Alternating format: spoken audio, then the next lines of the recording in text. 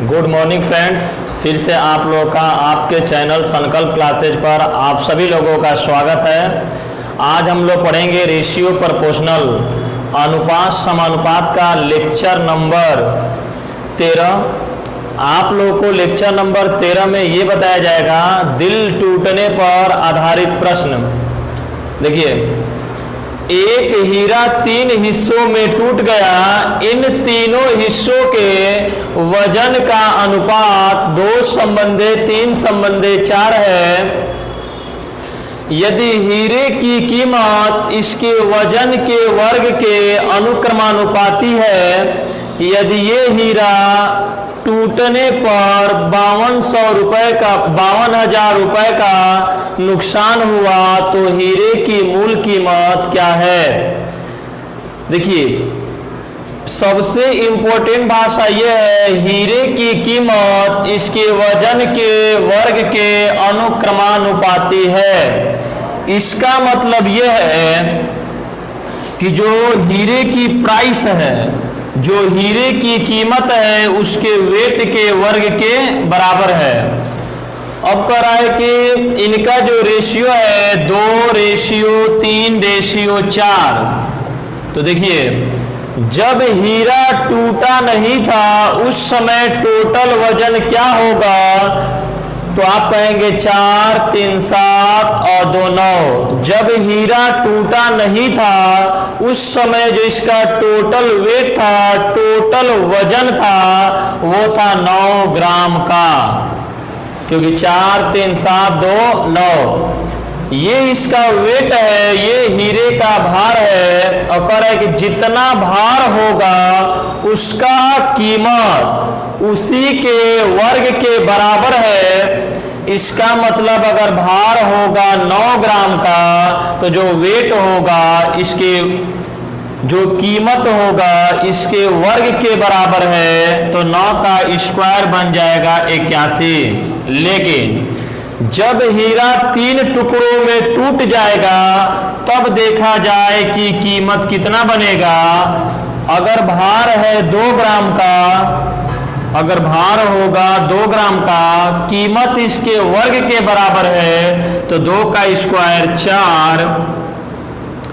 अगर भार होगा 3 ग्राम का तो जो कीमत होगा, प्राइस होगा स्क्वायर के बराबर, तो 3 का स्क्वायर 9। अगर हीरे का भार है 4 ग्राम का तो जो इसका कीमत होगा 4 का स्क्वायर 16। इसका मतलब जब ये टूटा तब इसका कीमत आया 4, 9 और 16। उस समय टोटल कीमत क्या रहा होगा, तो 16, 9, 25, 4, 29। उस समय कीमत रहा होगा 29। अब देखिए, जब हीरा टूटा नहीं था उस समय टोटल कीमत था 81। टूटने के बाद जब हीरा को 3 टुकड़ों में तोड़ा गया तब इसका वेट आ गया 29। तो जरा ये बताइए नुकसान कितने का हुआ। प्रारंभ में वजन था 81, अब कितना है 29, तो नुकसान हुआ कितने का, 52 का।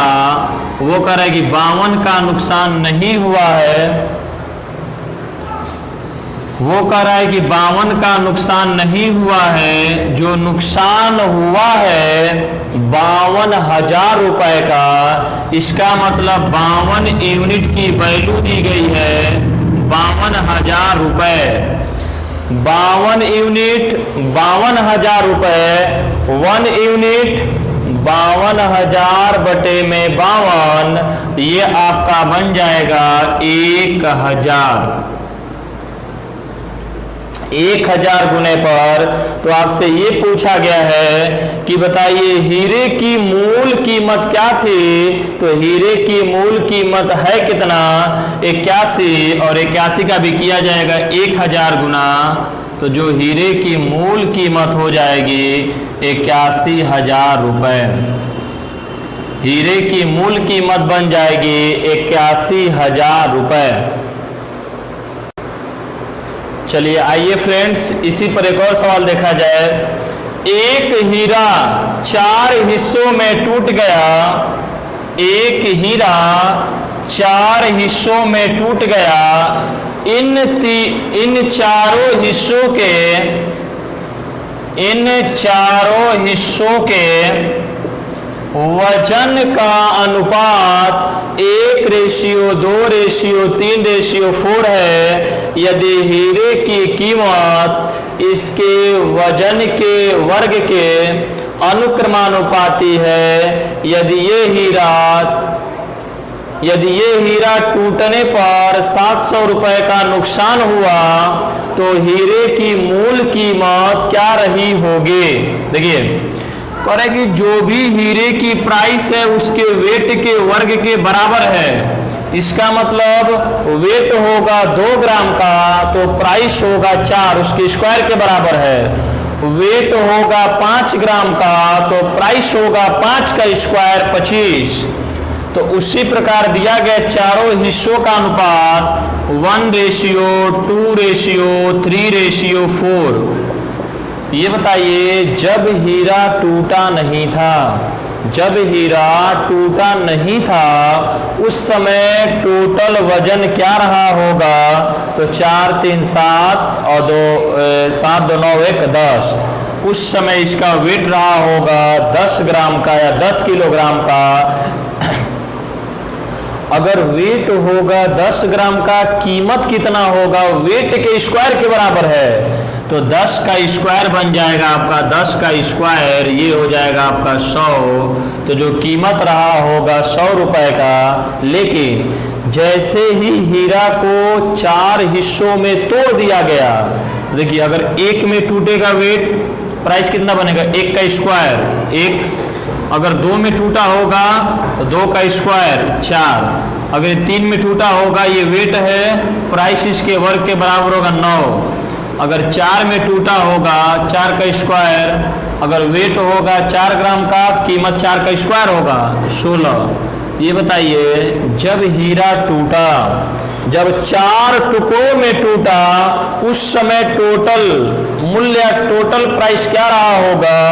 तो 16 × 25 4 29 और 31। इसका मतलब पहले था मूल्य 100 रुपए, अब मूल्य है 30 रुपए। तो नुकसान कितने का हुआ हमने देखे तो नुकसान हुआ है 70 रुपए का। हमारे क्वेश्चन में कहा गया है 70 रुपए का नुकसान नहीं हुआ है, 700 रुपए का नुकसान हुआ है। 70 यूनिट 700 रुपए। अगर 70 यूनिट बनाएगा 700 रुपए तो 1 यूनिट कितना बनाएगा 10। और जब 1 यूनिट 10 बनाएगा तो हीरे की मूल कीमत क्या थी। ये तो टूटने के बाद कीमत है, उसकी मूल कीमत है कितना 100 और गुना का मल्टीप्लाई हो जाएगा, इसको भी कर दीजिएगा 10 गुना। तो ये जो मूल्य बन जाएगा कितना 1000 रुपए। ये आपका हो जाएगा हीरे की जो मूल कीमत रही होगी वो बनेगा 1000 रुपए का। चलिए देखिए ये जो क्वेश्चन नंबर 3 है, ये एक ऐसा क्वेश्चन अभी तक एग्जाम में आया नहीं हुआ है लेकिन आ सकता है। कह रहा है कि प्लाई बोर्ड की कीमत उसके वजन के वर्ग के अनुक्रमानुपाती है। तो पहले स्टेप में कहा गया है कि जो कीमत है वेट के वर्ग के अनुक्रमानुपाती है। प्लाई बोर्ड 3 भागों में टूट जाता है जिसके वजन का अनुपात 9:2:1 है। यदि प्लाई बोर्ड 7:3:2 के अनुपात की वजन में टूटा होता तो 448 रुपए की अतिरिक्त हानि होती। प्लाई बोर्ड की वास्तविक कीमत क्या थी। देखिए इस सवाल को ध्यान समझिएगा। यहां देखा जाए तो रेशियो का सम कितना है 9 2 और 1, 9 2 1 12 का है। और यहाँ पर भी रेशियो का सम कितना है 12। देखिए यहाँ पर रेशियो का सम 12 है। अगर इनका सम 12 नहीं होता, सम बराबर नहीं होता, तो सबसे पहला स्टेप में इनके सम को ही बराबर किया जाता। लेकिन तो इनका मान लीजिए कि जो इसका टोटल वेट है, टोटल वजन है 12 ग्राम का है या 12 का है। पहले जो ये टूटा है वो 7, थोड़ा छोटे में नहीं, देखिए पहले जो ये टूटा है टोटल 12 ग्राम का है। पहले उसने 9:3 रेशियो में टूटा है, तो 9, 3, 9, 2 और 1 के रेशियो में टूट गया है। 12 ग्राम का है। अब पहले टूटा है 9, 2 और 1 के रेशियो में। अब बाद में यही टूटा है 7, 3 और 2 के रेशियो में। ये बताइए यहाँ पर ये क्या है, इसका वेट है, वजन है, कीमत होगा इसके स्क्वायर के बराबर। इसका मतलब 9 का स्क्वायर बन जाएगा 81, 2 का स्क्वायर बन जाएगा 4 और 1 का स्क्वायर हो जाएगा 1। ये बताइए अगर इस रेशियो में टूटा होता, 9:2:1 में टूटा होता, तो टोटल कीमत क्या रही होगी? तो आप कहेंगे सर जी 86 रुपये। इसको मिटा दीजिए, देखिए यहाँ से कितना हो जाएगा 86 रुपये। लेकिन अगर ये इस रेशियो में टूटा है, इसका मतलब 7 का स्क्वायर 49, 3 का स्क्वायर 9 और 2 का स्क्वायर 4, तब टोटल कीमत क्या रहा होगा? तो ये देखा जाए तो 49 और 9, ये आपका कितना बन जाएगा? 58 और ये हो जाएगा 4, 58, 4 हो जाएगा 62 रुपये। तो अगर इस रेशियो में टूटा तो कीमत होता 86 रुपये, लेकिन इस रेशियो में टूटा 7:3:2 में, तो बन गया कितना रुपए? 62 रुपये। तो जरा बताइए कितने रुपए का नुकसान हुआ या कितने रुपए की हानि हुई? तो आप कहेंगे सर जी 448 रुपए की। इसका मतलब ये 24 रुपए की हानि नहीं है। कितने का है? 448 रुपए। तो कह रहा है कि ये बताइए प्लाईवुड की वास्तविक कीमत क्या होगी? ये तो इसका वजन था, कीमत हो जाएगा 12 का स्क्वायर 144। मैंने हमें निकालना है 144 का मान क्या होगा। अगर 24 यूनिट बराबर 448 रुपये, तो 1 यूनिट बराबर निकालेंगे 448 बटे में 24। या देखिए 144 का लाना है, इसका मतलब अगर हम यहाँ पर 6 से मल्टीप्लाई कर देंगे 144 बन जाएगा। इधर भी 6 से गुणा कर दीजिए, ये आपका हो जाएगा 144 की वैल्यू जो आ जाएगी 8 छक 48 को 8 और ये हो जाएगा 24 और 4 28 और ये हो जाएगा आपका 24 2 26। ये आपका हो जाएगा 2688 रुपये। तो जो प्लाईवुड की वास्तविक कीमत होगा 2688 रुपये। चलिए आइए फिर से एक नया क्वेश्चन देखा जाए। इस पैटर्न के सवाल एसएससी में बहुत बार आए हुए हैं। करे कि एक कारखाने में मजदूरों की संख्या 9:8 के 8 में कम कर दी गई। उनकी प्रतिदिन की तनख्वाह 14:15 में बढ़ा दी गई। यदि इससे प्रतिदिन की कुल तनख्वाह 6,000 रुपये कम हो गई, तो अभी प्रतिदिन की तनख्वाह क्या है? मजदूरों की संख्या किस रेशियो में है? 9:8 में। उनकी प्रतिदिन की तनख्वाह कितनी है? 14:15। इसका मतलब एक आदमी प्रतिदिन की तनख्वाह, प्रतिदिन माने एक दिन की तनख्वाह 14:15 में बढ़ा दी गई। इसका मतलब एक आदमी की तनख्वाह 14 बढ़ता है, उसी प्रकार के आदमी या बंदे हैं कितने? 9। तो तनख्वाह कितनी बढ़ जाएगी? देखिए एक आदमी की एक दिन की तनख्वाह 14 है, 2 दिन का 28 होगा, 3 दिन का 42 होगा। उसी प्रकार 9 दिन का तो 9 गुणे 14 ये हो जाएगा आपका 126। अगर एक बंदे की तनख्वाह 15 रुपए है, उसी प्रकार बंदे हैं कितने 8, तो 8 का कितना होगा 120 रुपए तनख्वाह करे। कुल तनख्वाह 6000 रुपए कम है, यहाँ तनख्वाह है 126 रुपए और यहाँ पर कुल तनख्वाह है 120 रुपए। तो तनख्वाह कितना कम है टोटल 6 रुपए। 6 की वैल्यू दिया गया है 6000 रुपए, कितने गुने पर 1000 गुने पर कह रहा है। तो अभी प्रतिदिन की तनख्वाह क्या है, इसका मतलब पहले 126 कमाता था टोटल, अब कमाया 120 और अभी का पूछ रहा है तो ये कर दिया जाएगा 1000 गुना, ये हो जाएगा आपका 1,20,000 रुपये। 1,20,000 रुपये। तो जो अभी की टोटल तनख्वाह हो जाएगी 1,20,000 रुपये। चलिए आइए देखिए उसी पर एक और क्वेश्चन है। कह रहे कि एक कार्यालय में ऑफिसरों की संख्या 11:9 के अनुपात में कम कर दी गई। उनकी प्रतिदिन मजदूरी 12:19 में बढ़ा दी गई।